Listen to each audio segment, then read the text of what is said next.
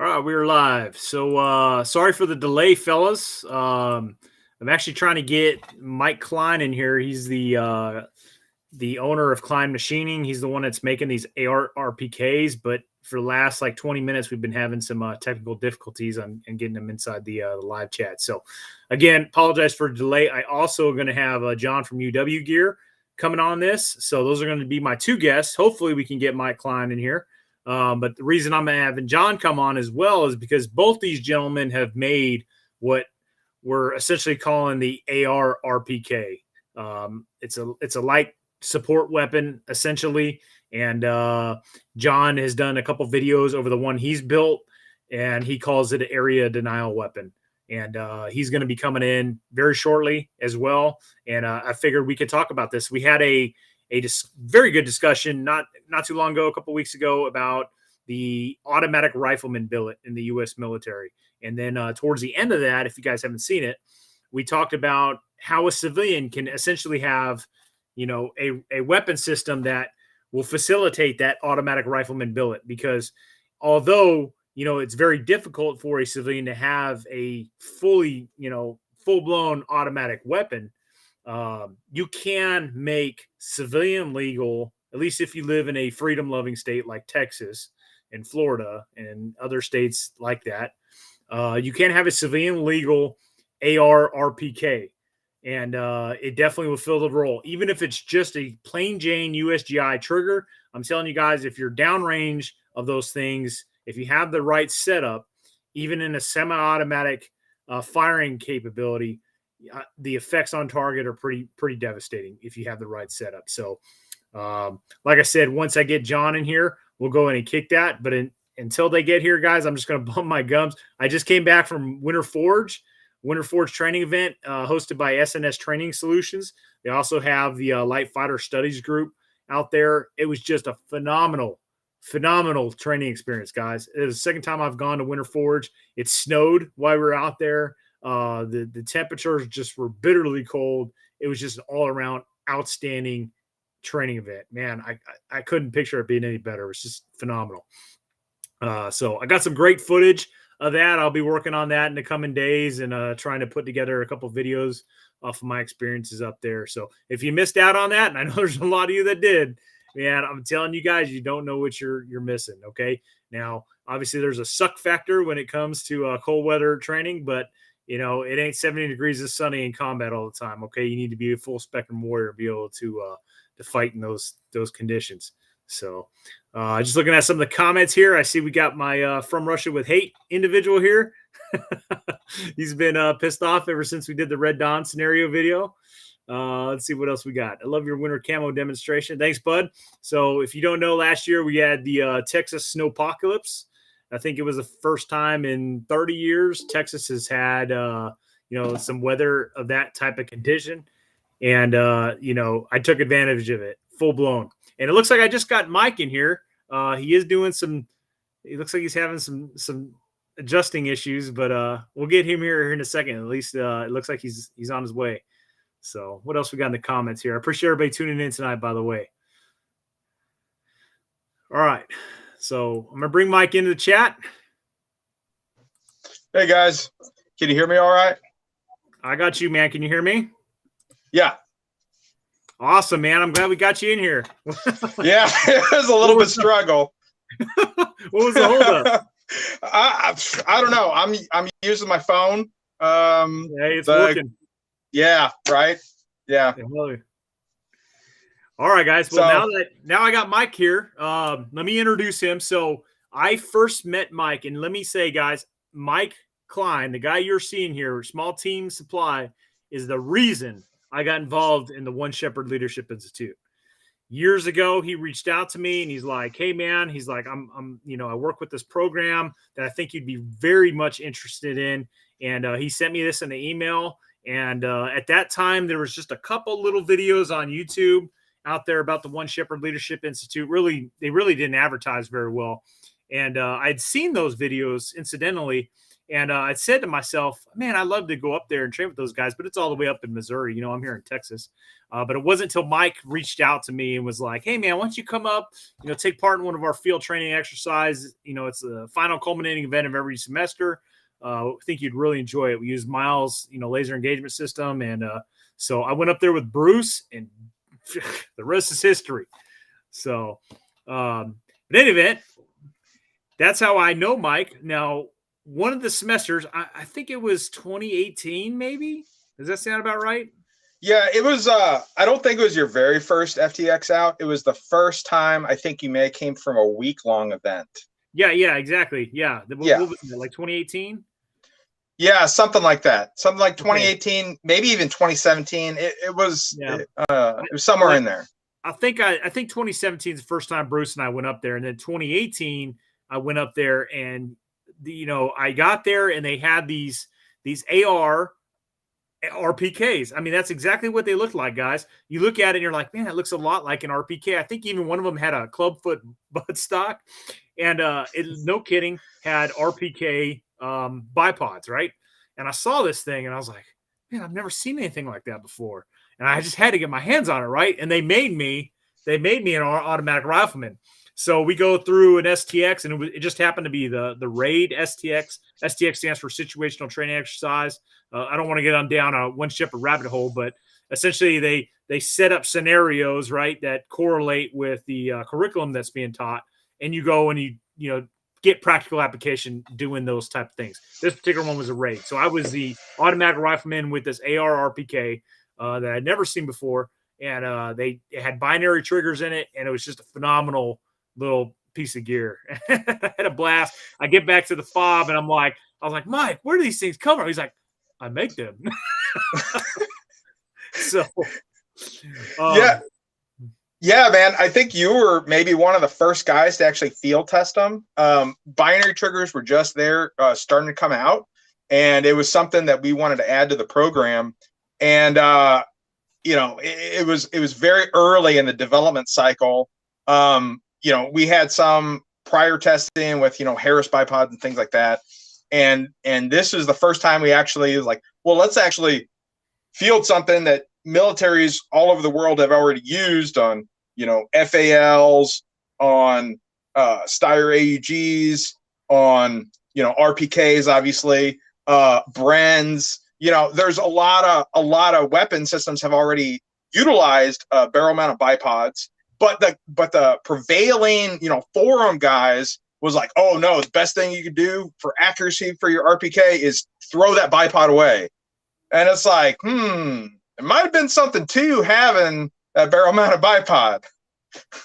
All right, so if you guys are just joining us, tonight's discussion is the AR-RPK, okay?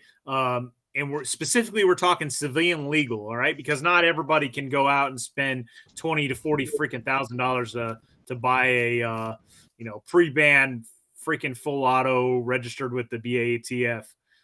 So there's a lot of ways to have a civilian legal AR-RPK, or a RPK style weapon, like a light support weapon. And this ties into the live stream we had a couple weeks ago.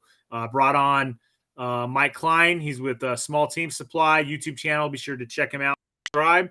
But he also has his own company, Klein Machining, and he's been making these AR-RPKs for a while. I also got John with UW Gear. Appreciate you coming on tonight, brother. You guys, John, no stranger to this channel. He's been on multiple times, and John has made his own AR-RPK style weapon. That's why I wanted to bring him on tonight. And he calls it an area denial weapon. He's done several videos over it. But we'll get to John's weapon that he put together here in a minute. I want to go back to you, Mike, and go ahead and pick up, man. Yeah. So we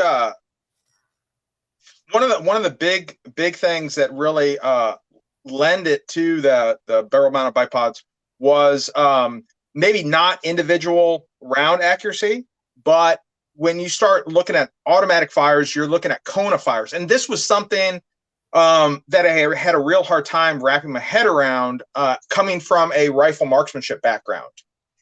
Because I was thinking MOA, and it's like, fortunately, there were some people with machine gunning backgrounds that I was friends with, like yourself, Dr. Larson, Tyler Jackson, all these great guys with machine gunning experience that I can kind of pick their brains and help kind of break me out of that, just rifle marksmanship thinking and look at cone of fire and how cone of fire has its effects downrange, maybe in a different way than how MOA, does. I mean, when you just look at, it's almost like when you're looking at a 2D target, think of it like a shotgun, like patterning your shotgun as a cone of fire, rather than looking at, oh, okay, I got a dispersion here and here, and then that's bad having this much dispersion. Is actually a benefit to have a useful size cone of fire. Yeah, I want to touch on this comment somebody posted out there. So, Outer Haven Paintball, man, I know you've been watching my channel for years. I appreciate you coming on tonight, man. And he says that the RPK style AR is pretty ideal when you consider armed prepared citizen who might not be able to afford anything bell fit. I want to point out that, so when we're talking AR-RPK, like we're comparing it to an RPK, right? A automatic rifle, typically for an automatic rifleman. And if you watched that stream we did a couple weeks ago, like we talk what is an automatic rifle, and we all kind of agreed that automatic rifle is a magazine-fed weapon system, not the M249 squad automatic weapon. Although that weapon was put in that role, that's a light machine gun, not an automatic rifle. So we're talking about having think BAR, when you're thinking automatic rifle or the M27 IAR. That's kind of what we're looking at here. So anyways, John, welcome aboard, man. Why don't you give us a little preface on your aerial denial weapon that you came up with, or excuse me, area denial. Yes. Sorry for running late. It's been one of those days and finishing up work, and I'm eating dinner while I'm getting on here with you. That's kind of day it's been. So, but yeah, so kind of got the idea a few years back, and it just took me a while to implement it. And the M27 was kind of like further inspiration.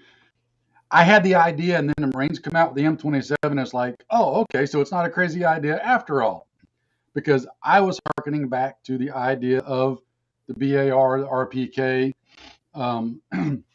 magazine-fed weapon that takes the same round and same magazines that the rest of the team is using with regular rifles.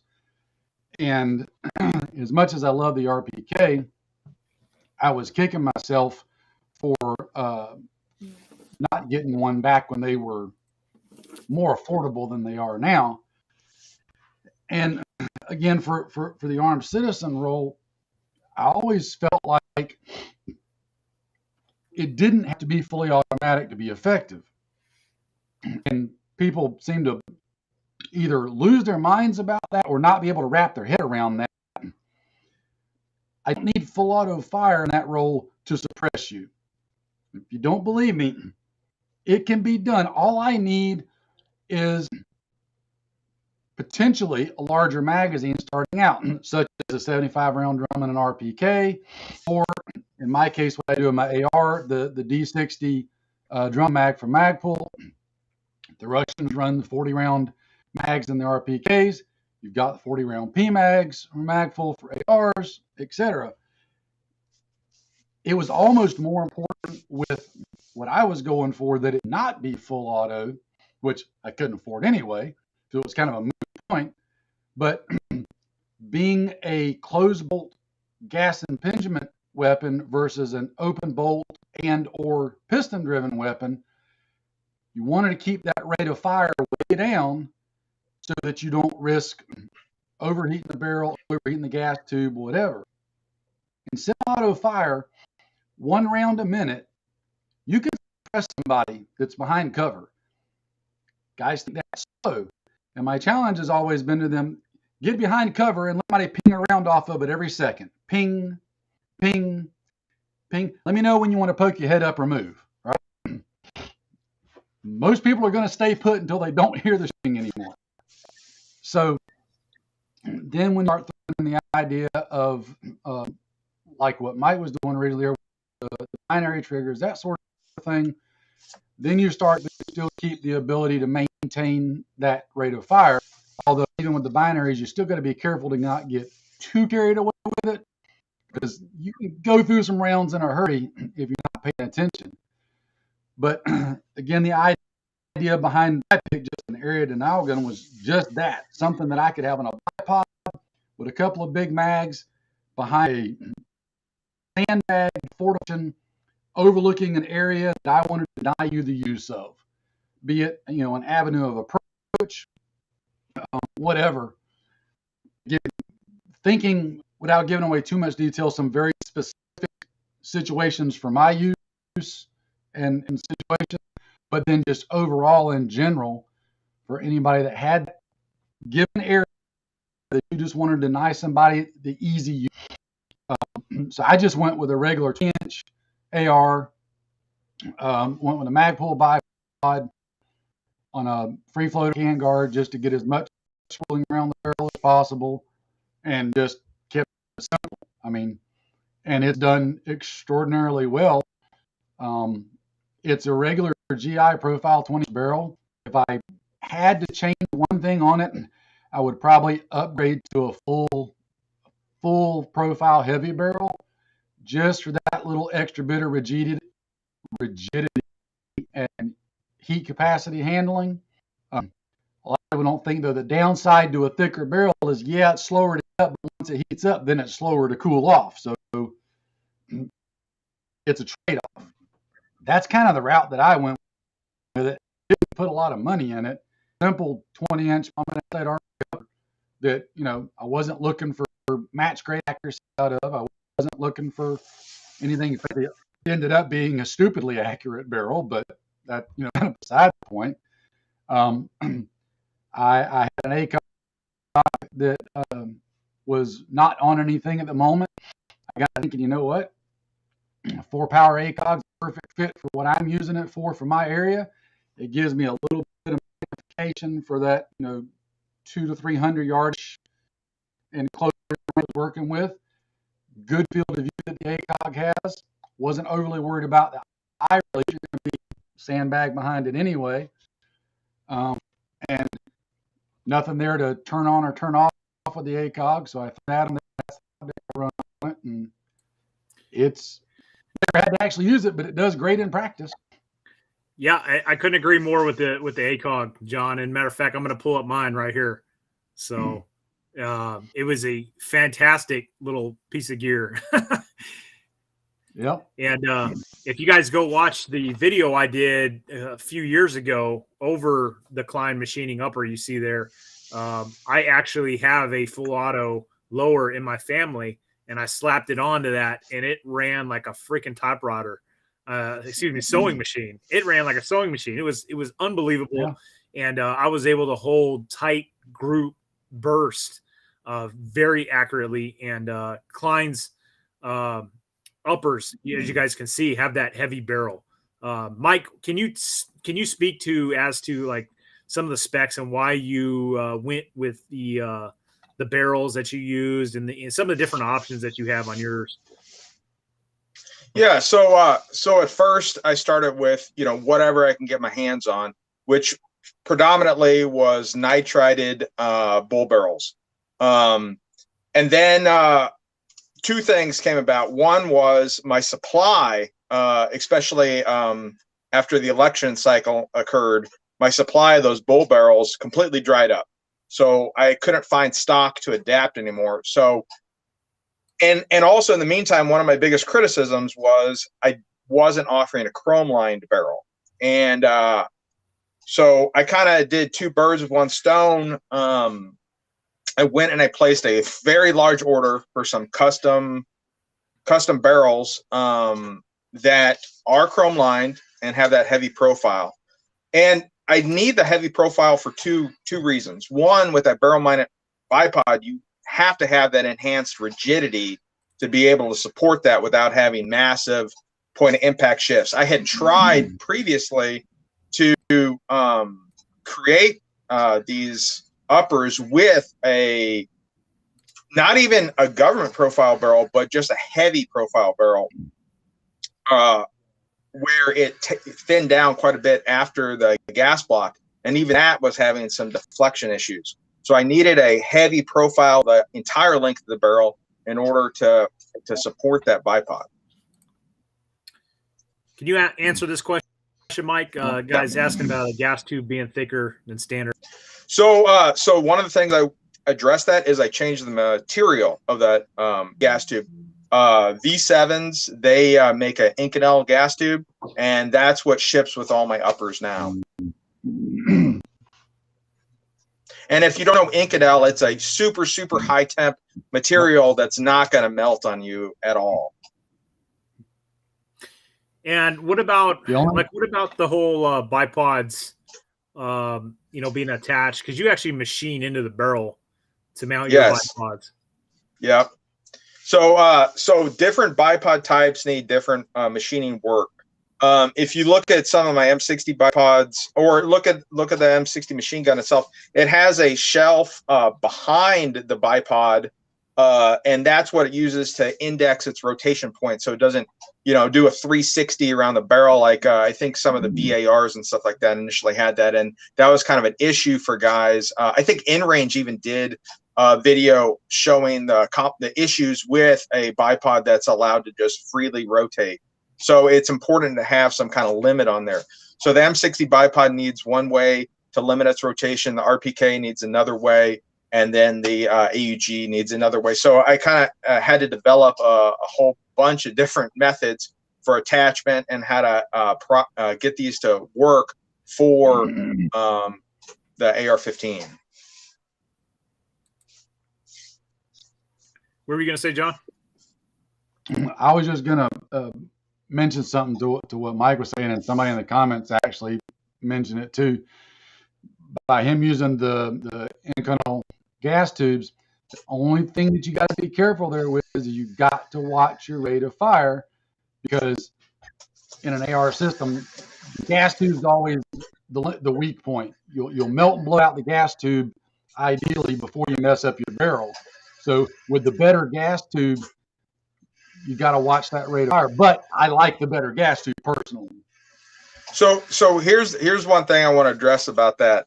So the first thing is, the thing that's going to stop you from firing generally is going to be cook-offs. You're going to heat that sucker up so hot that it's going to be unsafe to use, because as soon as you chamber around, it's going to pop. And generally at that point, you just stop shooting. The other thing is, it's a super heavy barrel profile, so it takes way longer for that whole system to heat up. I was thinking more just damage in the throat, getting it so hot that you're prematurely burning out the throat on it. But again, well, and that's what the chrome lining is. Got to change magazines, so you're limiting that rate of fire a little bit versus like a belt fed. So yeah, no, exactly right. A belt fed, the open bolt, what really makes it shine as opposed to a closed bolt is open bolt allows you to melt your freaking gun into the ground. And being a closed bolt, since you get those cook-offs, it's kind of like an early warning of, oh, okay, like like that happens before the barrel even generally starts glowing there. So that's your early warning now, is the cook-offs instead of the gas tube popping. Right. So that all said, getting a 20-inch upper from Mike has been high on my list once I can scrounge up the scratch. So. Yeah, well, absolutely. The standard. I've got an extra lower here that don't have anything on it, and it feels kind of lonely. So. I think it's important to note, guys, though, that we're talking, automatic rifle, right? Automatic rifleman role, not necessarily a machine gunner, right? So it's like you're not. Right. Although an automatic rifleman could be tasked with setting in a support by fire, that's generally reserved for something like a belt-fed medium machine gun. Right, your automatic rifleman, he's integrated into the fire team. Like, he's part of that. He's part of the I'm up, he sees me, I'm down, I'm closing with the enemy, right? So he's not going to be sitting, essentially, unless you actually task him with a support by fire position, he's going to be closing with the enemy. He's not going to be sitting there continuously burning magazines left, one after the other, and then he's using the magazines on his person, right? Unless you're in the defense and you got like riflemen tossing him magazines to use too. We're not talking about someone that's got cans of 200 rounds. So it's like you got to think about he's closing with the enemy. He's up. He's moving. He's not sitting there firing continuously. All that's given the weapon system time to cool down, and it's not sitting there continuously firing. I mean, if you're firing to the point where we're talking like gas tubes blowing up and barrels melting and stuff, like have the Chinese invaded America? Like what's going on? Because we're talking about civilian use, right? Well, that's why I said for my use, it is from a fixed position. Now I could maneuver with it if I needed to, but just due to situation, manpower, location, etc., I'm using it in a support by fire role. But that's where the D60 works out great for me because I get 1 minute of sustained fire at 1 round per second. If I needed a small fire team to maneuver on someone that I had pinned down, they could. But again, a lot of that's real unique to what I'm doing with it, my situation, and not so much like what Mike's doing with his and everything. So, right. So, if we were to put broad categories, it sounds like your rifle may be a little bit more of a DMR. So you got that free flow tube, you got that good rigidity, you got that good optic on there, and you got that lower rate of fire where you're able to do the precision fires you need, and you can keep those precision fires up with that extra ammunition capacity. If you hear like Dark Larson talk about the use of a automatic rifle, a lot of that is to go after crew served assets such as machine guns, mortars, rocket teams, anyone that's in a small team, a little cluster that you can give it a nice little, burst cone of fire and just kind of chew up everything that's standing right next to each other. And that's the money for this system. Now it can flex into other capacities, obviously.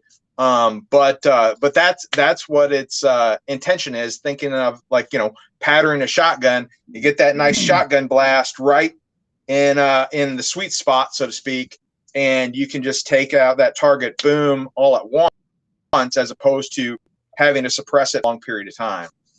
Well, that's why I've been playing with a trigger in mind, just to get it to do more of just that. So I can leave it in my emplaced position, or I can pick it up and go with it if I need to, and it'll cover multi-roles. So a little bit of versatility there.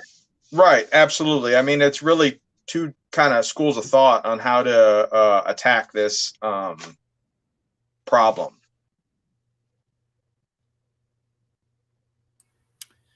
Sorry, I was just looking at the comments real quick. Yeah, I know. I get sucked into reading some of them too. I think the big key thing is we have to remember the purpose of this weapon system, right?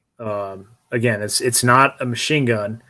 It has those higher volumes of fire when needed, but it's also a rifle, right? You can take those well-aimed shots, okay? And I'm going to share my screen here in a second. Give me 1 second. I lost it. Y'all fill in the gaps while I pull this up.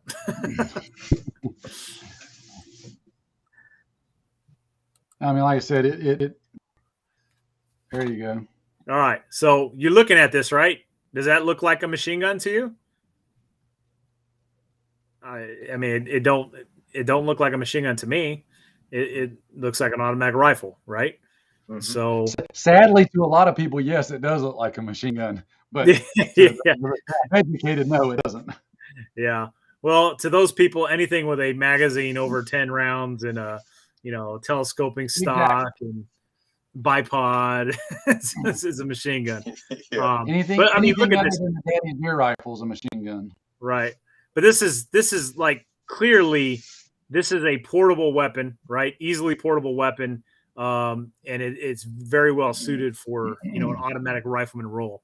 And if needed, you can deploy those bipods, get that shoulder pressure into those bipods, and just even if you have a standard USGI semi-automatic trigger, firing that cone of fire is going to be pretty concise. And I'm telling you guys, the beaten zone downrange from even a semi-automatic AR-RPK like this is going to be pretty impressive, and is definitely going to suppress an enemy target. With that said, I want to segue into, I know both of you two gentlemen, because I've seen your videos, have experimented with some of these new triggers that have come out recently that kind of simulate automatic fire in a sense. They get very close. I don't want to, say too much because I know the evil people are watching, but let's talk about those options, because those are absolutely viable options. I mean, these things have gone way beyond bump stocks, the feared evil bump stocks that even former President Trump tried to ban, mind you. Yeah, correct. Let's talk about those triggers.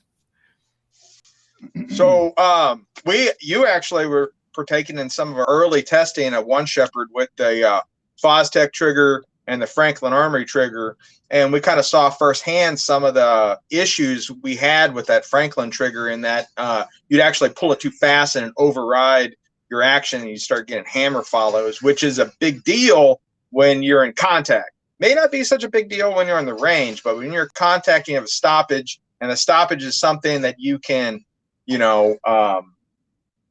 and it's equipment related that is solvable just by choosing a different manufacturer's stuff. It kind of drives the point of who you want to be purchasing from. But one of the great things with the binary triggers is you can kind of on the fly regulate your rate of fire to, like what John was saying, a little slower rate of fire to keep the enemy's heads down, or if you were to get rushed by a whole bunch of guys at the same time, you can kind of increase that rate of fire quite quickly just by how you would normally do with a regular semi-automatic trigger. You just pump your finger a little faster, and then you got a doubled rate of fire with that type of trigger. And then the new let's call them forced reset triggers that are out there, a couple manufacturers making them.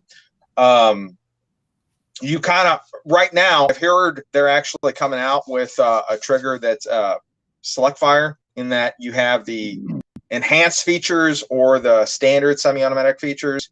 I don't believe that's released yet. That just kind of is breaking news, I guess. But the ones that are out there right now, it's only a 2-position selector, off, safe, and the new style of semi-automatic fire that this thing's capable of. Hey, Mike, this guy commented, he's like, hey, I was looking to get one of those uppers a while back and couldn't find anything. Is the guy who made them still around? Can you answer that? Yeah, you can find me on Facebook, Klein Machining LLC, or you can email me at kleinmachiningllc at gmail.com, and we'll talk. What's your experience with those triggers, John? So kind of same thing as what Mike was saying with the binary type stuff. You got to be kind of mindful of how you're modulating that trigger, because you can get hammer follows, which best case scenario gives you a light primer strike. It's very rare. I want to catch it, very rare, but I have seen a couple of cases of getting out of battery detonations because of the hammer follow. But I think that's so slim as to probably not be really an honest concern. I really prefer the forced reset trigger, and I found it to be a little bit smooth operating, a little bit better control over it, maybe, for lack of a better word. The the catch with the force reset is you've got to have the right buffer and good ammunition. And by good, I don't mean expensive. I mean 5.56 pressured ammo, because you've got to cycle the bolt good, because with the way it works, it's the cycling of the bolt that pushes the hammer down on the lever, which forces the reset. So it's got to have that good solid rearward movement of the bolt carrier group. And then you've got to have like at least an H2, H3 buffer, so you get a better dwell time and lockup time to slow that rate down a little bit, and then good lockup and rechambering at the same time, because your bolt carrier is starting to do a lot of stuff then. For people that don't understand, and just to put the record straight up front, a forced reset trigger is just that. It is not a machine gun. It's not fully automatic. You are pulling the trigger once for every single round that leaves the barrel. You can actually feel the trigger resetting on your finger every time it shoots. It's resetting the trigger. I don't know how to explain it any other way. It's no different than you just firing it really fast. In fact, theoretically, you could just get a really, really light match grade trigger, and if you just got really good dexterity in your finger and you kind of keep it loose in your shoulder, you can just about mimic the same thing. Not as consistently, but that's all it's doing. It's just got a very short, light reset to it, just like a match grade trigger would, and a short pull. It's not really anything voodoo or anything. Kudos to somebody for thinking it up, for sure. But I'm hoping they don't get too much negative attention, which, of course, that's probably wishful thinking. But I would personally like to see about 4 or 5 different companies making them and just selling the snot out of them, because the more of them that get out there, the better. Right. Isn't that the case? Isn't that the case for AR-15s? I mean, they've just, so many people have them now. Like, I just can't picture the left. It's a really hard argument to say, yeah, we've got enough manpower to be bothered with this. Right. Yeah, I mean, even the courts have ruled that it's common. It's common use now. Well, I mean, almost all our hunting rifles and everything are based off military rifles. All the bolt action rifles that are out there, they're all military Mauser action, or at least that's where a lot of them started, like the Remington 700s and things like that. Later they kind of got a little bit more civilized, whatever. But their roots were in a military rifle, and the AR-15 is no different in that category. Right. Talking about those force reset triggers, there actually was a guy or a trigger system that came out before these full force reset triggers, and that was, I think, the TACCON trigger, and that kind of just did a half reset. It was a reset assist. So these guys just kind of took it to the next level, and they went full reset. But no, I agree with you 100%. The binary triggers in particular, there is some tuning involved in some of those, but with the force reset, there is a lot more tuning. And I think part of that is just because of how fast you can actually pull that trigger. You start really incurring problems from bolt bounce. And what bolt bounce is the bolt closes and you have they call it a elastic collision. So the bolt will actually hit the bolt or a barrel and bounce back a little bit, and the hammer will drop, and you'll have hammer follow and a light primer strike. So if you got a heavy enough buffer, and what a buffer does is it acts like a dead blow hammer. So it helps keep all that mass forward and create what they call a inelastic collision. So it hits and everything drives forward. And what I found also is the lighter the rifle you have, the lighter the buffer it can be, and you'll still have those inelastic collisions. If you have a heavier rifle, you're going to have a heavier buffer in order to keep that bolt closed. Yep. You can find some really good slow motion videos on YouTube and elsewhere of both AR standard lockup ARs, and then like 9mm blowback ARs, where you can really see that bolt bounce happening. Other thing I'll throw in there too, just so that people don't think that this is just a instant Yahoo. So like the one that I was playing with, we found that my youngest son, he's all bone and muscle, right? He doesn't have a lot of fat on him, and his light body weight would literally let the gun recoil enough and have just enough motion in it that he would get those light primer strikes because of the bolt bounce. And that's where some of the tuning come in, of having to get the right weight buffer in it and all that to mitigate the lighter body weight. Whether people want to admit it or not, that plays a role in controlling that. And it's not how manly you can be on it. It's just simple physics and mass and inertia. So it's all stuff that's got to be taken into consideration. Yeah, absolutely. I mean, how firmly you're holding that rifle to where, you know, you and the rifle become one piece. Like I know, for example, like I was just talking about, the lighter weight rifles can use a lighter buffer. Well, I'll tell you what, if you sling up, like put a GI loop sling on that rifle, really lash it down tight to your arm, get your sling good and taut, lean into that freaking rifle. Now, because you're so tight into it, your body weight and the rifle are inseparable. So yeah, you're going to need a heavier buffer now to operate that lighter weight rifle. Yeah.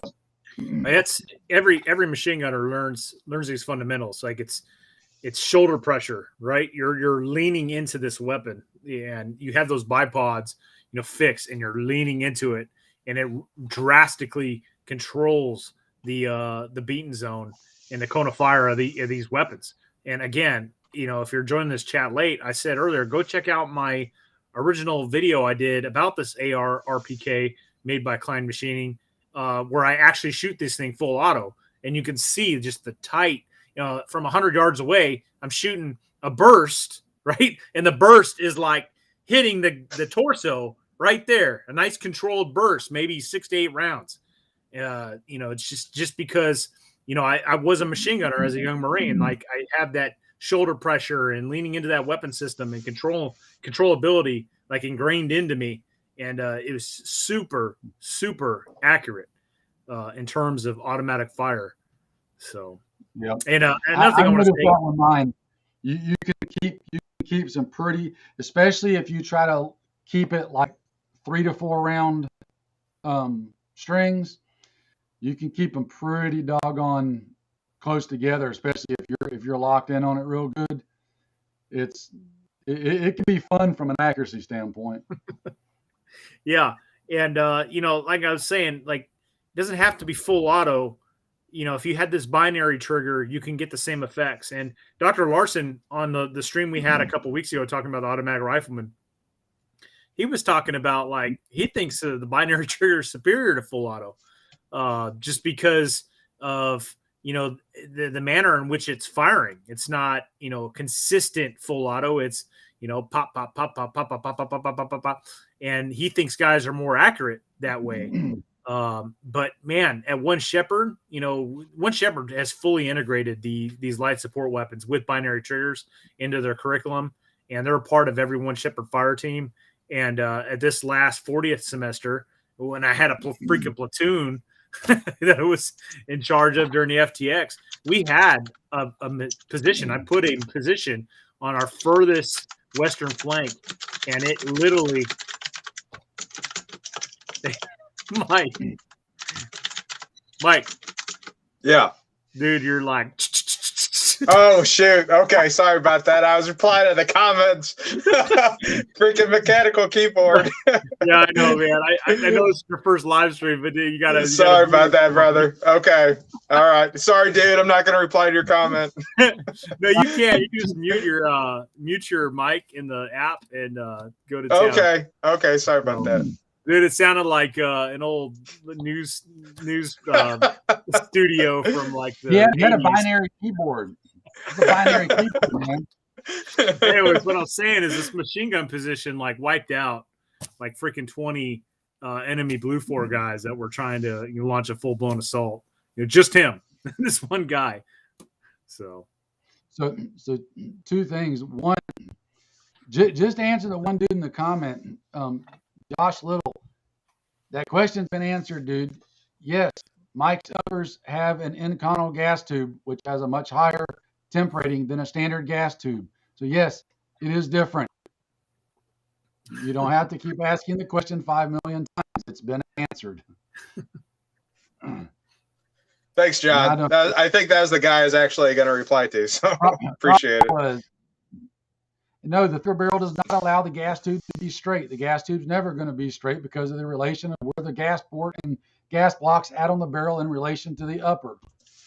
Yeah, absolutely. Some of the, if you look at some of the Colt LMGs that they had in the early 80s, and Colt Canada actually still makes these as well. They actually have a proprietary gas block that's raised up a little bit higher than a standard gas block, and then they run a straight gas tube that's a little bit thicker. Now, the reason why I went with the standard size gas block is this gives you options to, if you want to at some point put a adjustable gas block or change them out or something like that, that lets you do it just by changing the material of the gas tube, and then everything's still standardized. Well, not to mention handguard options too, because as long as you're using a standard gas block, you've got a wide range of handguards options. When you get that taller gas block that Colt was using, you're very, very limited on what you can use handguard wise if you're going to have something covering the gas block. So. I don't mean to get off topic, but I had to read this. It says a trans trigger is a full auto trigger that identifies a semi-auto. Why can't we use this when talking about gun control? We might have a point there. That actually, I think so. They're using their own words against them, right? Hey man, I'll go woke if that means I can have full auto. Be careful what you say. Your words may come back to haunt you. All right, so I want to segue now into round capacity. So obviously, if you're carrying, something like an AR-RPK, you might consider carrying something a little bit bigger than a 30-round standard magazine. Although you can, absolutely, and like the Marine Corps with the M27 IAR, they have standard capacity magazines. They just carry freaking 20 of them. All right. But there are other options. And I'm going to bring mine back up here again. And I'm just going to say right off the bat, do not use a beta mag. They are terrible. They are not reliable. But there is one. There is an example of a drum. But I know these other guys have some examples of like Magpul D60s. And, I've used the Magpul 40-round magazines in them, and they fed very reliably. So what's your guys' experiences? Yeah, I haven't used the beta mags just because the reputation precedes it, so to speak, and I steered clear. The D60s have proven reliable to me with ball ammunition. I've had some success on the range, so to speak, with blanks out of the D60, but I was right there with Winter Forge with you, patrolling, and yeah, that thing failed on me right in contact, freaking failed on me. So I don't think I can trust it with blanks, with M200 blanks anymore. But the running the standard P mags, 40-round P mags. If you're going to go 40 rounder, I really think that's kind of your best option. Again, some of those old school steel and aluminum 40 rounders just didn't have the best reputation, but the PMAG 40 is very reliable. One of the issues you're going to incur with that though is your elevation. It's going to want to go monopod on you a lot faster. So you got to be mindful of that if you're going to be shooting at an elevated position. Depending on how elevated it is in comparison to yourself. Yeah, terrain's definitely a factor in that, because like one of my favorites is the 40-round PMags, and I've got a bunch of individual ones, but then I also keep some with a mag coupler like that, so that if I have to mobile, I've got 240s right there together for quick change. The D60 has been completely reliable for me with live ammo. I have not tried it with blanks yet, but at our next patrolling class, I'm probably going to try it, even though I already know there's probably a high chance it's not going to work, but I'm a glutton for punishment, want to try it anyway. So then I can go back and say, yep, Mike was right. It sucks. And I think that's going to be the case because of that shorter blank casing, the overall length. I think it's going to start dragging on the front and bind up in there if that wasn't what happened to you. Yeah, I got to do the post-mortem on it again, but you know, I just got back from recovering, or at least starting my recovery of Winter Forge, so I haven't really got into the technical you know, tear down. Yeah, I don't know about you, Mike. My legs are shot, man. that last assault we did, dude, that was a movement. Yeah, man. I mean, I think if we would have just gone up the hill, you know, and we would have had our contact and you know, took that ground, and that was it, probably been okay. But patrolling all the way back down the hill again, and then having the firefight with a very mobile enemy, yeah, that was tough, very tough physically. As Brent already knows, I kind of had a little weekend getaway with some of my folks, and so I was doing it with a potentially blown out disc in my back already hurting, and then I ended up breaking a rib over the weekend to boot on top of it. So, yeah, so that was a trip to the doctor this morning, and in his words, "Your job security." And I'm like, well, I appreciate that. So, yeah, that's what I got right now. The blown disc rib. Been working all day after the doctor, and it's fun with ribs. If you've never had busted ribs, this isn't my first trip, unfortunately. Ribs are weird because they're connected to every single part of your body. Like, you can wiggle your toe, it will hurt. Blink your eye on that side, it will hurt. And for some reason, everything becomes funnier when you have a broke rib. It becomes funnier. Then you just want to laugh for no particular reason,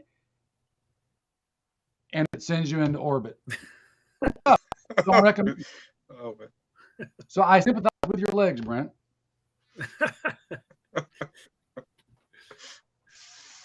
Well, what else we got? I know on mine I put the 45-degree offset sights, but that's mainly because I'm running an ACOG. At Winter Forge this past weekend, I ran a 1X Cyclops, and you know, that had backup iron sights in it, and it was funny, man. My backup iron sights actually had ice in them. At one point, I remember looking at it, the peep side, dude, it was completely covered in ice. So, yeah, man, I'm covered in ice and filled up with mud. Yeah.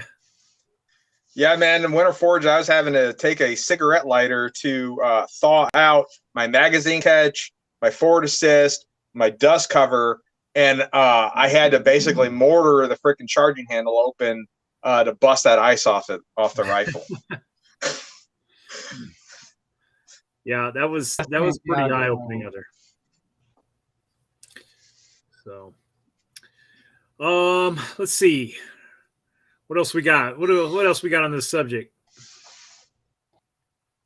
On the subject, continue what you're saying, and I say things that iron sights are this absolutely fail-proof, nothing can ever go wrong with a thing, and I have never had them in the conditions that you guys have had them in, but I have had them get, because of our humidity, little droplets of ice crystals in the rear peep sight.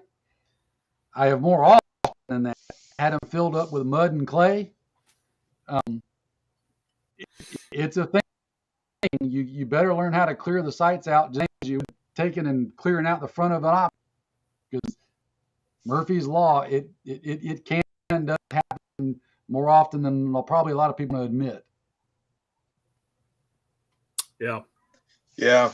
I think that's one thing Les was talking about. One of the advantages of the old traditional blade sights is they're easier to clean out if you get guck in them or ice in them.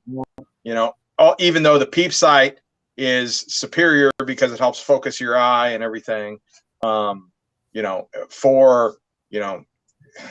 just shit happens. The old blade sights are better in that regards. They work. Here we go. Yeah. I got one. What's ideal barrel length? I know you offer two different options, and then John, I'm sure you got a different barrel length as well. Yeah. So I'll do any barrel length you want down to 18 inches because it's a rifle length gas system, and then past 18 inches, it'll just have problems cycling. So I'll do any one you want. The AUG bipod, it got to have the 24-inch barrel just because it hugs that barrel so close. It got to have bare barrel to be up against. It's not, if you got a handguard there, it's just going to be incompatible with it. The M60 bipod, it's wider. And can kind of slip around it, so you can have a shorter barrel on that. RPK, once you start getting past 19 inches, you're not going to have a nice place to put your hand on the handguard because it's underslung. As far as my preference, I actually like the 24-inch barrel. You get, especially with the barrel mounted bipod at the muzzle, you get that much more leverage. So if you think about the physics equation, you got a fulcrum, and you're controlling it. The rifle on the other end of that pivot point, so you got a lot more control over what's going on the muzzle with the 24-inch barrel. Also, it's debated depending on ammunition, you may possibly get a little bit better velocity out of the 24-inch barrel over a 20-inch barrel. I know there's a lot of data out there, and I haven't sifted through all of it, but I looked at a bunch of it, and it's either equivalent or more. The 20-inch barrel, obviously, that's the standard that we've all been used to for a rifle length, and you're pretty good to go with that as well. So you get a little bit more maneuverability as you go shorter barrel. But the 24, I think you get the best control. Yeah, going back to what you're talking about and like balance. Look at how well balanced this weapon is right here. Just me holding it in the carrying handle. I mean, it's like completely parallel. Me, I'm an 18 and 20-inch guy, and that's primarily due to my terrain. In fact, I would almost go 60-inch with a mid-length, just because my terrain is so freaking thick, hard to maneuver through, that everything past 20, really past 18, is just becomes a real pain in the butt to try to maneuver with. 20 inch is what I went with on mine, just because, quite honestly, from what I was looking at, that was what was in stock and on sale at the time that I did that options that I was happy with. But I think a lot of that'll just, somewhat personal preference, somewhat terrain specific. I mean, other than that, I mean, it's kind of which one tickles your fancy the most. Mike, can you answer this comment here? Yeah. So I reviewed a whole bunch of data. If you look at Brent's original review video, there's actually in the description box, I sent him an email on this, and it got tons of links, all these places you can look at graphs and, all these different websites that talk about the data. And to pare it all down, what I saw is, depending on what ammunition you're shooting, depending on the time of day, weather, whatever, the 24-inch barrel, as far as velocity goes, is going to be the same as a 20-inch barrel. Different ammunition, different day, whatever, it's going to have more velocity. So it's going to be the same or better as far as performance goes. But what I'm saying is, with a barrel mounted bipod setup, you're going to have more control over the rifle. So that's where you're going to have your assured gains. And then the velocity thing, maybe you'll get it, maybe you won't.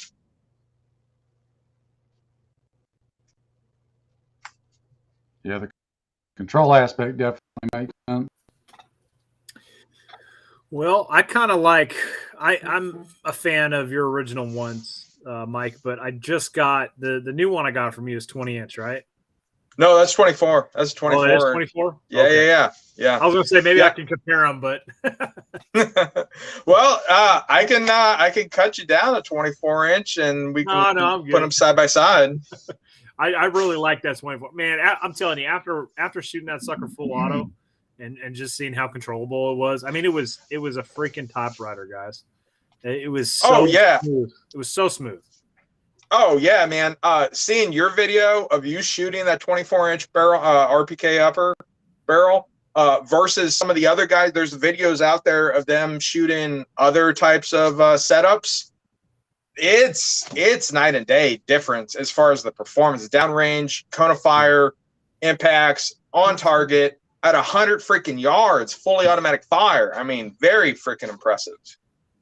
Well, it's like if you go and shoot, your standard, M4 platform, and then you shoot a standard, 20-inch A2 style platform, M16 A2 style platform, like you can totally feel how much smoother that 20-inch rifle is. Now, times that maybe by 2, and that's what it feels like when you shoot this 24-inch, man. I'm telling you, it's like nothing. It is crazy. Yeah, and the other thing is you got to think of the escaping gases is going to be diminished as well. So it's going to have a little bit less rapport. You're going to have better, cleaner burn, so there's not going to be as much flash. I mean, so there's a lot of other benefits that are associated with that longer barrel length, besides just velocity. But to John's point, it's going to be terrain and what you're doing with it dependent, right? I mean, if you're kicking doors, yeah, I don't think 24-inch barrel is for you. And if you're in super, super thick stuff that you can't hardly walk through anyways, then maybe you don't want that, longer length. Maybe you do need something that'll fit in the profile of your body. If you're in places that are a little bit more open, maybe even like older growth forests, like it is in Missouri, there's a mix, right? Some stuff's pretty thick, some stuff's pretty open. I think the 24 is fine for that.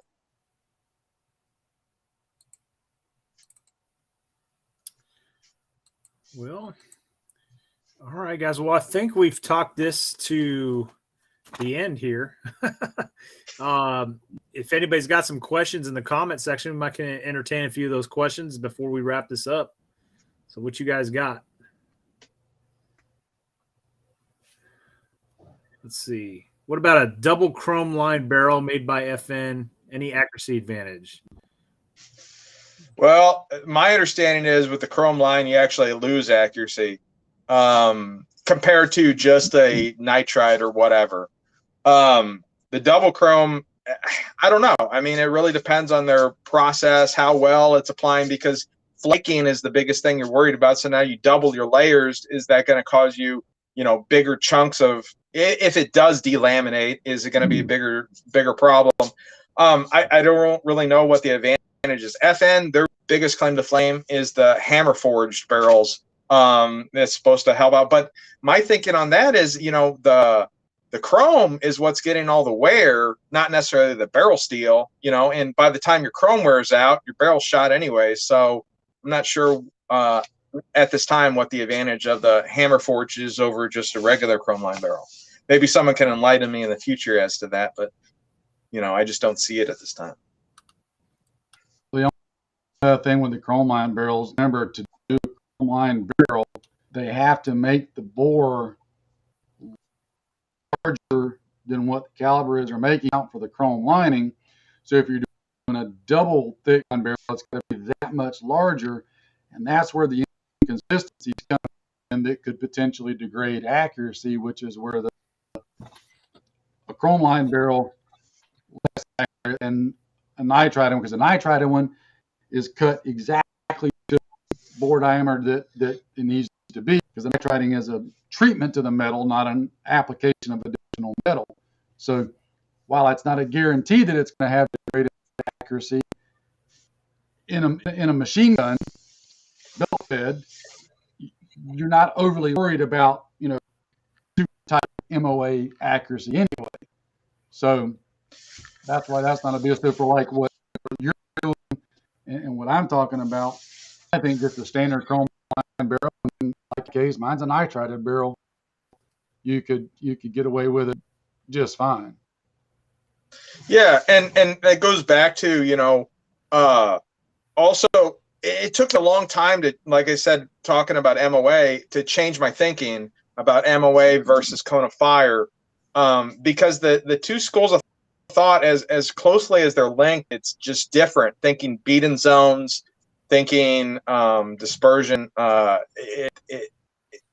it's all, going from that marksmanship background. You always want, super tight MOA, but with Right. Rapid fire, it's sometimes advantageous for it to open up just a little bit, so I'm the same way. Coming from a marksmanship background, I had to wrap my head around the whole. Okay, this doesn't a tight gun.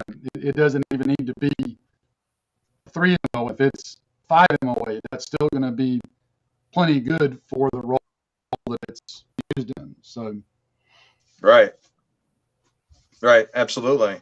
And if you need a rifle to be super tight, well, that's a kind of different role, so to speak. That's your DMRs. right. So you're going to build your rifle a little bit differently for that application versus this application.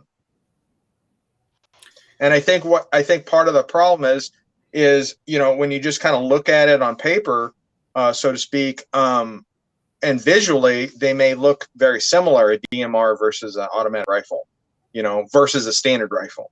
They all look, they're all rifles at the end of the day, right? So it's just that nuance of what role are you trying to fulfill with the weapon at hand, and then tuning it in for that purpose.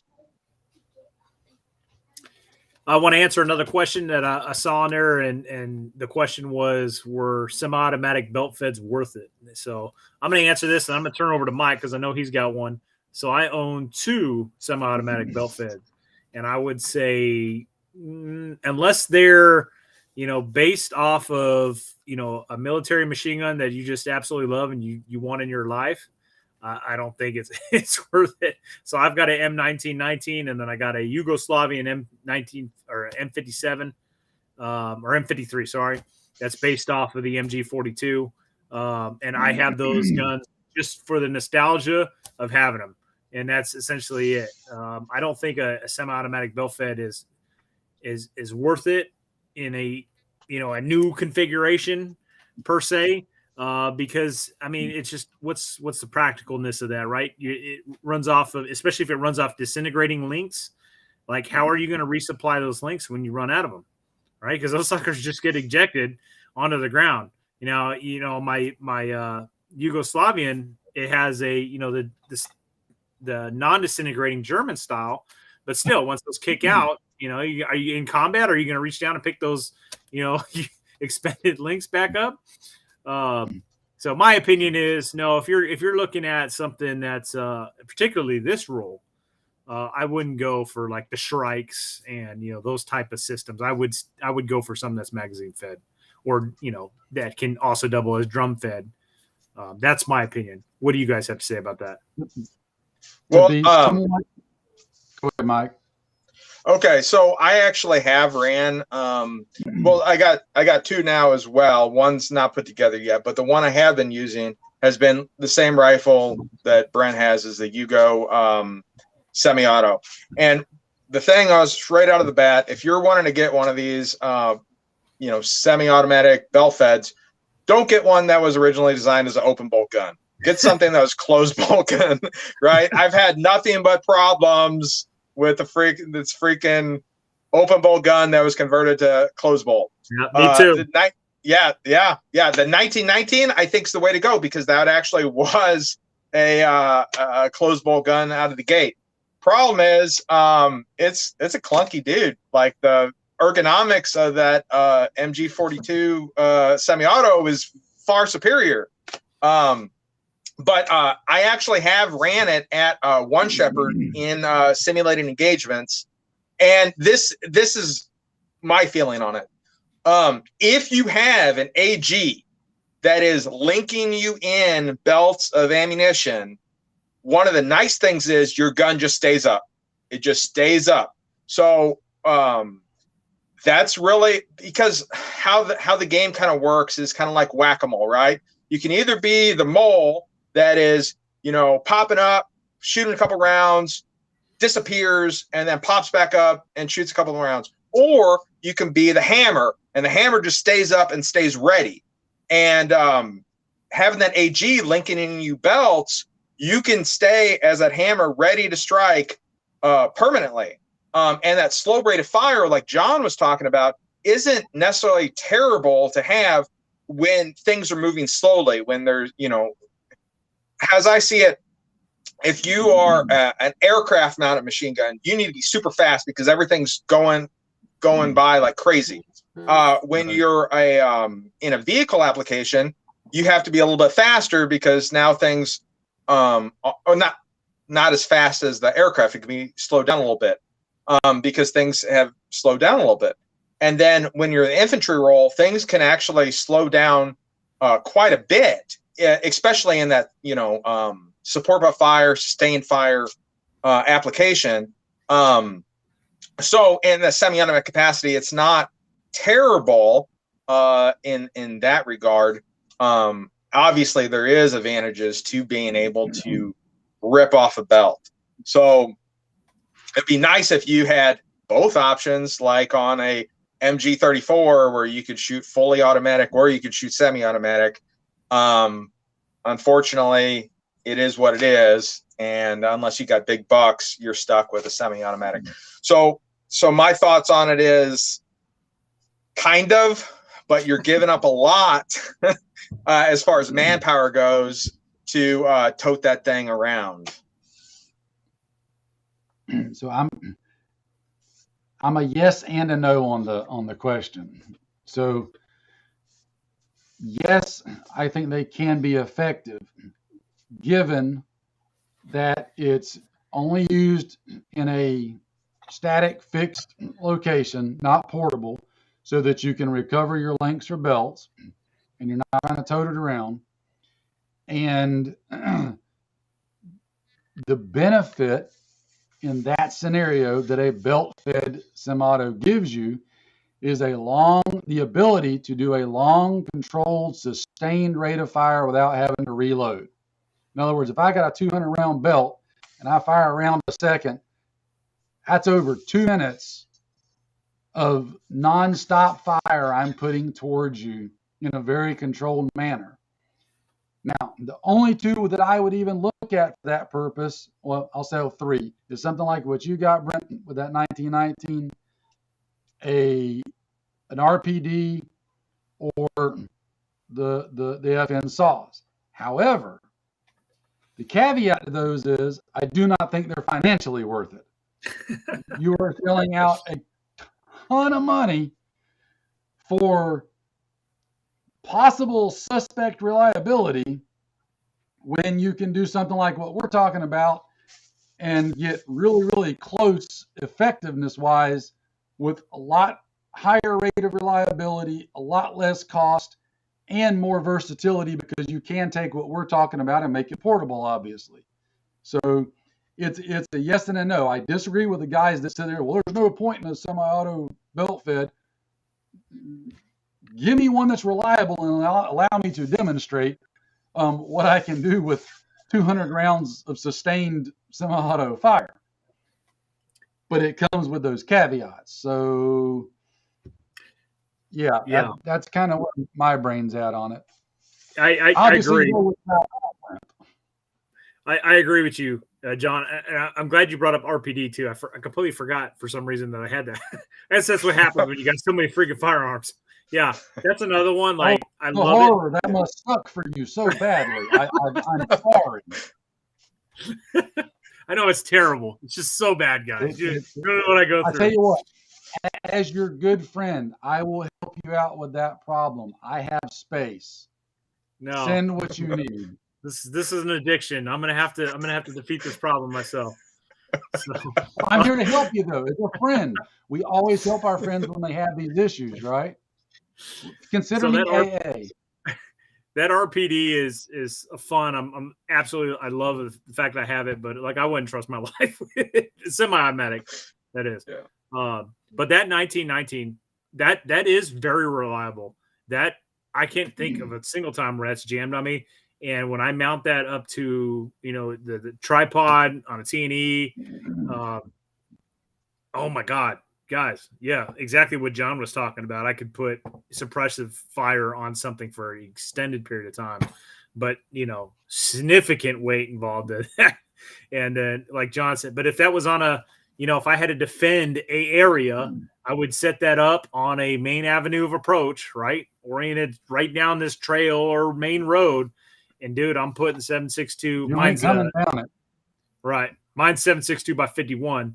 Man, can you imagine taking just countless 7.62 by 51 millimeter round after round after round, tearing into your vehicle or tearing in your, column that's moving up this road? Oh, brutal. So yeah, it has its worth for sure. The psychological effect of nonstop fire from a single gun for over 2 minutes. Bang, bang, bang, bang. Yeah. That's a long time. Yeah, and that's what I'm saying. If you've got an AG, that could last even longer because your belt just doesn't end. Yeah. And I promise you, if you're on the receiving end of that, you aren't telling that that's semi-automatic. You're going to be thinking that that's full auto all day long. Yeah, especially like the 1919, it never had a really high rate of fire. Yeah, that was always a good thing about it. It was stupid controllable. Mm-hmm. But in talking about the controllability, Brent, going to something you were saying a while ago, like on my gun, the very, very first video I did of it, it just had a plain old GI trigger in it. And in the first couple of opening sequences, I was ripping off 3 and 4 bursts. And I had like countless people asking me if it was a register lower or what binary trigger I was running. I was like, it's just a GI trigger. I'm just bang, bang, bang, bang, bang, bang, bang, bang, bang, bang, bang, bang. It's ridiculously effective. You don't have to get stupid fancy, guys. Yeah. All right. What else you guys got? Got any more questions here?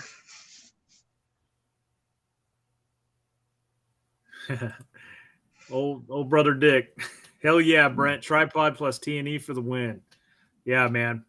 I'm telling you, you got that gun, that 1919 lockdown with that tripod and T&E. It's not moving, man. It's going to give you a nice tight beating zone on whatever avenue approach you're covering. So. Yeah, and the great thing with that tripod and T&E is you can do all kinds of cool shit. You can shoot from defilade and not even be visible and just rain rounds on the enemy, kind of like a mortar, if you will. You can be locked into your sectors of fire and allow your troops to advance underneath this, wall of lead. You can do all kinds of super awesome stuff with that hardware. The problem is you got to carry it unless you're in a static position. Yep. Well, I'm not seeing too many more questions here, guys. So we're probably going to wrap it up here. What do we got for closing comments, guys? Kick it over to you, Mike. What you got? Oh man. Well, if you guys are interested in one of these uppers, either RPK, AUG, or M60, feel free to contact me. Like I said, I do custom work. So if you got a special little project in your head, yeah, we'll get together and we'll make that happen. Again, you can reach out to me on Facebook, Klein Machining LLC, or send me an email, kleinmachiningllc@gmail. Yeah, this is, and to clarify, the one I'm putting up here that's his AUG bipod variant. So if you guys are interested in that, that's one of them. What you got, John? No, just, don't overcomplicate or overthink it. I think guys can get too carried away with trying to figure it out, and they overcomplicate the idea, and you don't. Just keep it simple and run with it. Either go with what Mike's doing, or if that's not feasible for you at the time, you can do like I did with just a simple 20-inch barrel and a bipod, and run with it. Like I was saying, Mike, that's on my list as I can scrounge up the scratches to get with you on either a 20 or an 18 and see what we can work out. I just gotta, along with things, get the funds allocated for it. Yeah. All right, I guess I'll say is, man, if you are that arm prepared citizen, I think you need one of these in your inventory. I mean, I'm come from the perspective that you need everything in your inventory, but this is a top, in my opinion, this is a top priority that you need to do, especially if you have a group of guys, like a group of 4 dudes that you reliably train with, and you guys have assigned roles. Like, hey, you're the team leader, you're the rifleman, I'm the automatic rifleman, and you need to carry something along these lines. With the binary triggers and the force reset triggers, I mean, those are very interesting, guys. And like, it seems like over the last few years, like the stuff that's been coming out, like the stabilizing braces and the force reset triggers, like I feel like we're headed in a very good direction in the gun community in regards to this stuff, guys. I think we're making a lot of headway, and it's going to get to the point where there's so much of this stuff out there that they've gone past the point of no return, right? You're not going to be able to, hand in millions of these things. And that's obviously a good thing if you're a pro Second Amendment guy. Like I know everybody here, with the exception of like the ATF agent that's peeking over the fence. But anyways, if you don't want to go the AR route, which I suggest, because ARs are the male Legos, the Barbie doll. Yeah, Barbie doll. That's what Larson used his suggestion the other day. Yeah. I suggest you go the AR. I mean, the parts are plentiful, guys. There's so many accessories out there for stuff. You can just put whatever optics you want. But if you don't want to go that route, long before I ever had an AR-RPK, I had RPKs, semi-automatic RPKs. I still have them. I've got a Romanian one, and I got a Yugoslavian variant, and that's 7.62x39, and those are fantastic. They have 30-round mags, they got 40-round mags, they got 75-round drums. That was a absolutely viable option that I used for many years to train with when doing that automatic rifleman role. But if the balloon goes up tomorrow and I'm filling the automatic rifleman role, I'm grabbing my AR-RPK with specifically my Klein Machining upper. Now I got to decide whether I want my RPK style bipod or my new awesome M60 bipod that I got from him. So. I totally forgot while ago when we were talking about this. Let me throw this in there real quick.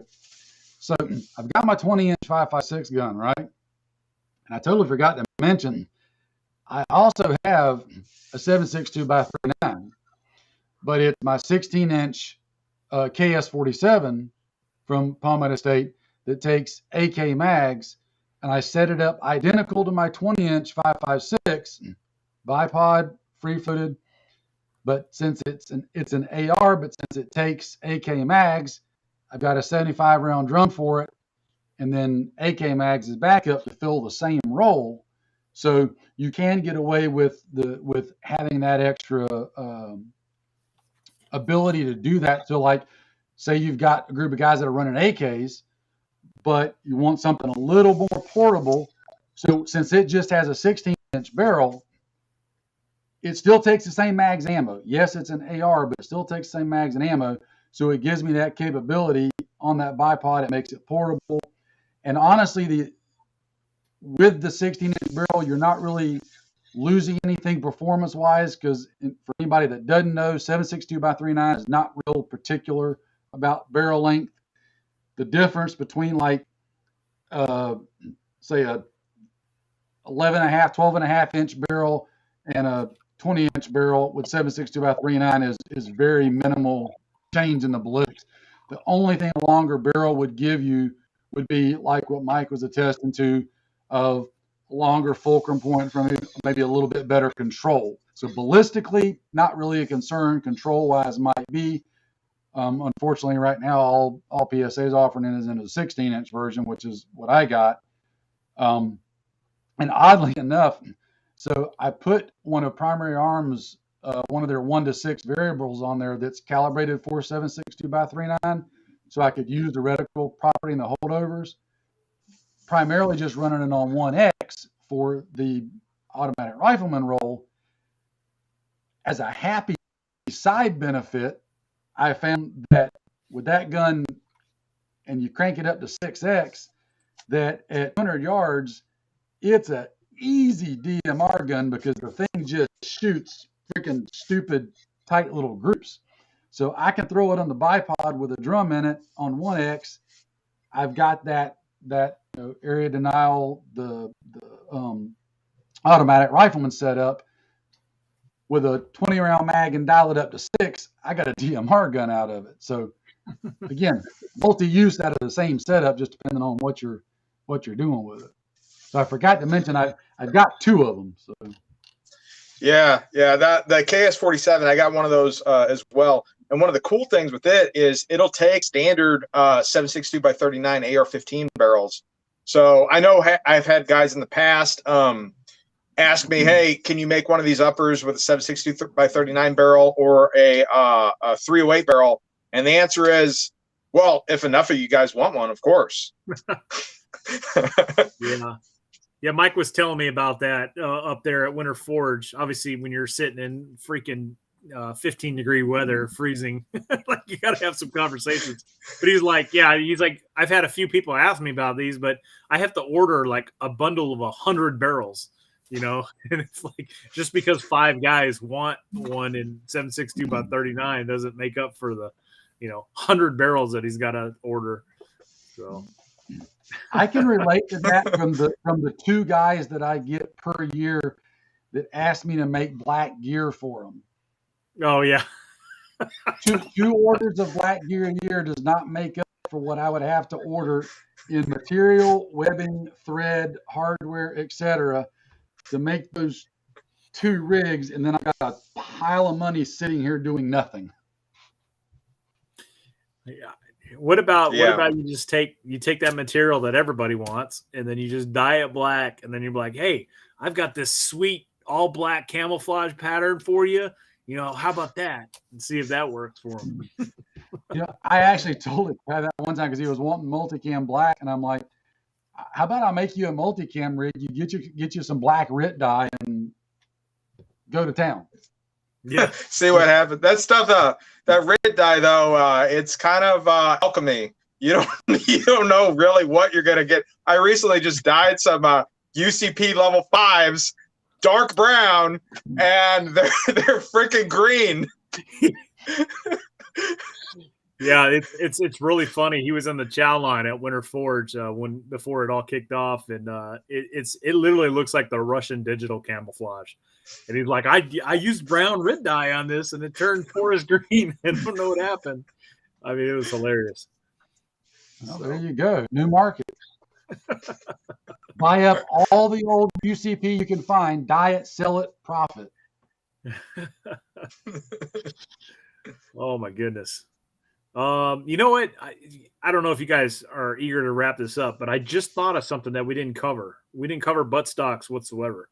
So let's hit that before we end this. So plus I like BSing with you guys. So I've got collapsible stocks on both of mine. So I've run a lot of collapsible stocks. I think my opinion is I really like that RPK style stock where you can actually go and get a grip with your support hand behind it. Magpul makes a fixed stock that got a good shape to it. There's also some wood stocks out there that have a good shape to them as well. One of my clients, I think Brent might actually know the guy. I'll let you talk to that. Yeah. I was just about to tell you, my good buddy Ken, who always plays the Viet Cong in my Vietnam movies for no reason I can think of.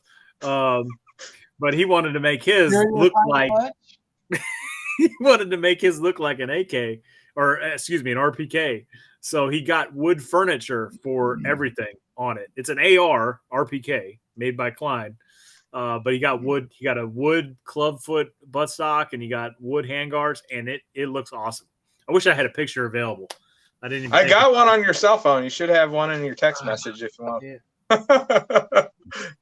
I had to hide my phone because it kept vibrating. So just to piggyback, I showed on mine, but I'm streaming on it.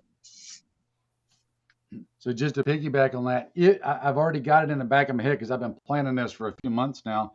When I can ever get one from Mike, the fixed Magpul stock you were talking about is the one that I want to put on it just to have, because I think it makes a lot of sense on that one.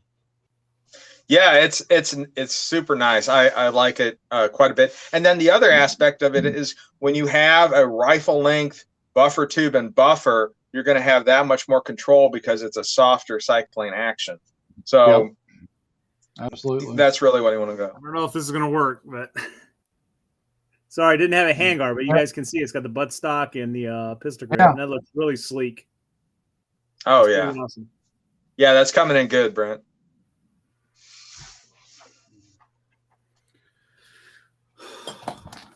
All right. Well, I guess we exhausted all topics now finally.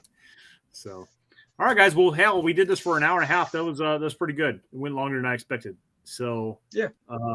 Again, just closing comments. Like, if you guys are interested in this thing, you can do two options. You can make your own, like what John did. He put a good package together. He's got several videos up on his channel. Make sure you go over to check them out. Alpha Charlie Concepts. He's got, how many videos you got, John, on this topic, on your build? I think I've got a couple of them up. I took one of them down because I'm going to redo it, but the couple of original ones I've still got up. Okay. Yeah, but go check those out. And he's also got videos on like, experimenting with the wide open triggers and that type of stuff. So, I mean, there's a lot of good information that you can extrapolate from his channel in this realm of topic. So go over there and check it out, Alpha Charlie Concepts. If you don't want to do that, regardless, he's got good information about triggers and stuff. Go over to his Small Team Supplies, his YouTube channel. Klein Machining is his company. He's got a Facebook page called Klein Machining, and you can see his projects with these uppers. And I mean, he can do just about anything you want. And he's got 3 different styles of bipod: the standard RPK style, the M60 ones, which I just got, and they look phenomenal. I'm very excited to get playing with those. Those are the ones that One Shepherd use. And then the Steyr AUG bipods, right? Yeah. Yeah, now the Steyr AUG, they're made by Ratworks. So they're new production bipods for the AUG. Yep, those right there. So, but you can go that route and select your barrel lengths and everything else. And I'm telling you guys, those are just phenomenal. And something I learned talking to Mike, he's been trying to design a carrying handle. He has the one that I have on mine. He made and said it was a prototype, but he's been like trying to refine this and make stuff. So eventually he's going to have a carrying handle just like the one that's on mine. But yeah, you can go that route. And guys, I mean, super easy. It's not that expensive to put these together, and they're absolutely vital and essential, in my opinion, for the armed prepared citizen. Those that are serious, that want to go beyond the, I want to protect my homestead, and like I want to protect my family up in the freaking woods when the world goes to shit kind of mindset. So yeah, or my community, Yeah, or my community, exactly.